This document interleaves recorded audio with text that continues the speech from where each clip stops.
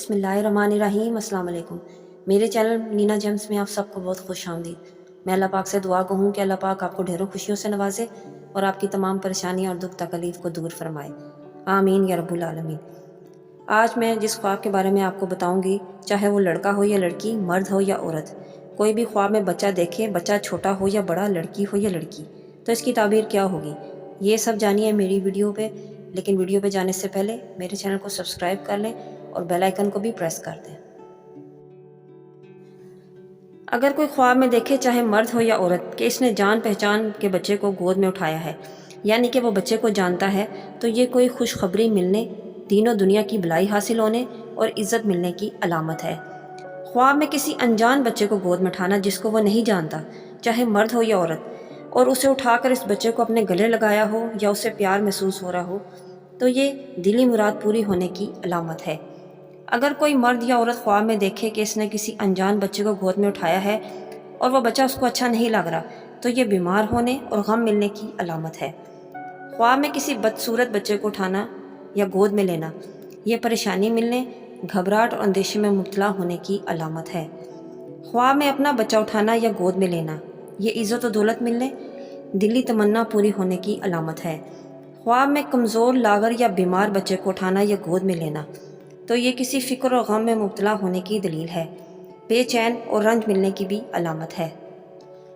ख्वाब में अगर मर्द या औरत ख्वाब में देखे कि इसके यहाँ बच्चा पैदा हुआ है, तो ये गम और परेशानी से निजात मिलने और छुटकारा हासिल होने की अलामत है। अगर कोई मर्द या औरत ख्वाब में देखे कि इसके इर्द गिर्द बहुत सारे बच्चे हैं, बच्चों का गिरोह है या झुरमट है, तो दलील है कि ख्वाब देखने वाले को छोटे छोटे गम मिलेंगे। अगर कोई इंसान खुद को ख्वाब में बच्चा बना देखे, तो दलील है कि इसको किसी गम या तकलीफ़ या मुश्किल में मुब्तला किया जाएगा। ख्वाब में नौज़ायदा बच्ची को गोद में उठाना, तो दलील है कि इसके रिस्क में इजाफ़ा होगा और इज़्ज़त में इजाफ़ा होगा।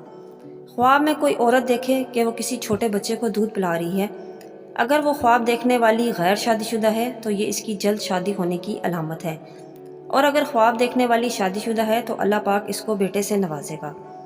ख्वाब में अपने बच्चे को ज़ख्मी देखना या देखना इसको चोट लगी है और खून निकल रहा है, तो ये इस बात की तरफ इशारा है कि सदका करें और बच्चे की हिफाजत करें। ख्वाब में अपना या किसी का बच्चा गुम होते देखना, ये किसी हादसे में मुब्तला होने या परेशानी मिलने की दलील है, सदका लाजमी दीजिए।